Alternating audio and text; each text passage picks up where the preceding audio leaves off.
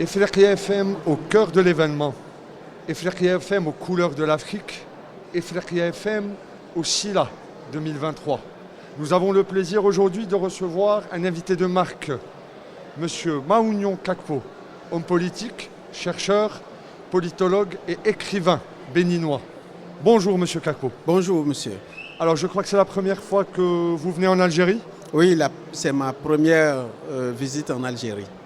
Vos impressions sur l'Algérie, le Sila, la thématique, l'Afrique, écrit l'avenir? Je vais être franc. J'ai découvert un peuple très chaleureux qui ne me semble point différent de ce que je connais sur le continent au sud du Sahara.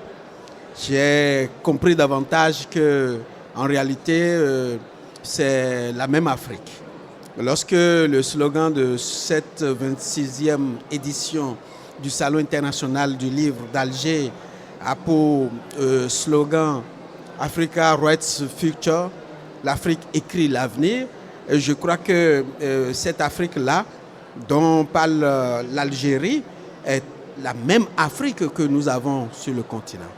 Donc, ensemble, cette manifestation qui est le salon regroupe donc tous les éléments et constitue une dynamique dans la valorisation, la promotion de la culture, mais surtout de la culture du livre.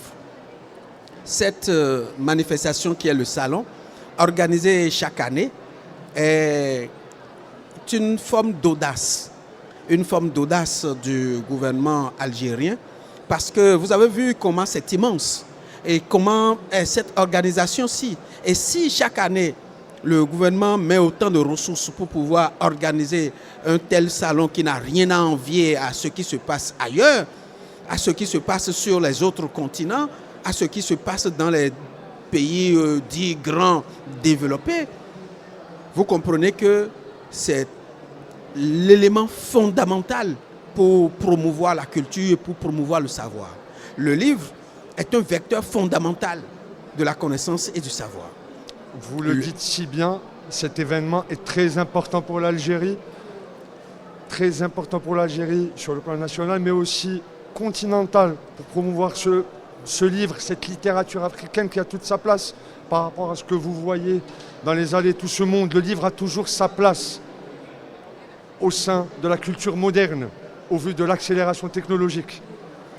Mais bien sûr, le livre, lorsque il y a 20 ans, 25 ans et peut-être un peu plus, on avait commencé à parler du livre numérique ou numérisé, on avait déjà prophétisé de la mort du livre physique comme étant un produit.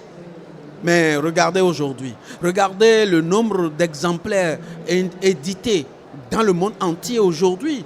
Le livre papier, aujourd'hui, continue de prospérer et les éditeurs continuent d'affluer. Même si au sein de cette corporation professionnelle, il y a toujours des problèmes, des difficultés, mais le livre prospère. La preuve est que ce salon est le salon du livre.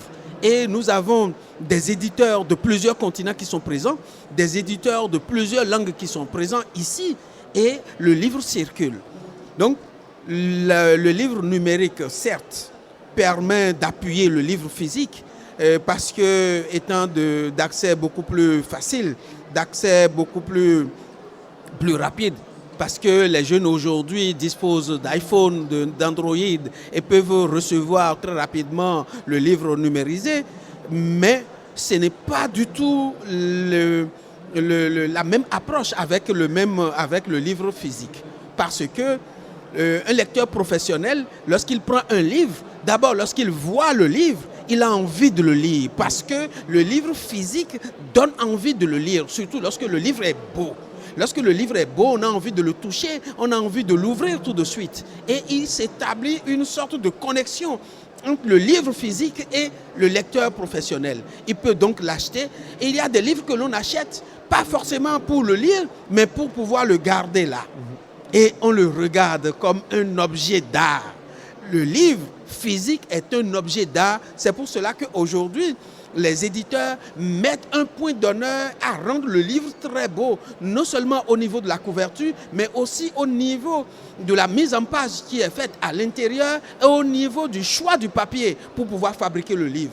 Donc vous comprenez que le livre physique, le livre papier ne disparaîtra jamais et le livre numérique ne lui servira que d'appui, ne lui servira que de transport, d'accès facile pour qu'il puisse être davantage diffusé et distribué. Effectivement, le livre est un totem et l'un des objectifs essentiels de ceci-là, c'est d'enclencher une nouvelle stratégie du développement du livre en Afrique, de concilier écrivains et éditeurs. Monsieur Kakbo, vos livres, vous qui êtes du Bénin, pour nos lecteurs, pour nos auditeurs et téléspectateurs algériens et au-delà d'Ifriqiya FM, aujourd'hui dans le club de lecture Ifriqiya FM, quels sont les ouvrages de M. Kakbo, la littérature de M. Kakbo? Faites-nous découvrir un petit peu un florilège de ce que vous faites. Merci. Au Bénin actuellement, j'ai un ouvrage qui est inscrit au programme de l'enseignement secondaire, un ouvrage de contes intitulé La naissance de Fa, l'enfant qui parle dans le ventre de sa mère. Je dois vous dire, ce livre, une première version de ce livre avait été publiée par l'Harmattan avec le titre de Les épouses de Fa. Mais lorsque ce livre publié par l'Harmattan a été édité, le livre coûtait plus cher au Bénin. Et personne ne pouvait lire ce livre-là parce qu'il coûtait au-delà de 6 000 francs CFA. Bon, je ne sais pas combien ça fait de dinars, mais c'est qu'un CFA est moins que... un dinar est plus élevé que le franc CFA. Donc, personne ne pouvait acheter ce livre-là et le lire, surtout les élèves et étudiants. Alors, qu'est-ce que j'ai dû faire? J'ai dû réécrire le livre. Changer le texte d'une façon ou d'une autre, changer le titre et le rééditer moi-même. Parce qu'en tant qu'éditeur, je peux éditer mon propre livre. Ce que j'ai fait, et le livre est au programme aujourd'hui, et coûte sur le terrain 2000 francs. 2000 francs CFA, ce livre-là. Donc, ce livre parle aux élèves et à la jeunesse de certaines sagesses du peuple béninois. Et vous l'avez si bien dit, vous avez réédité votre livre et une indépendance de l'édition.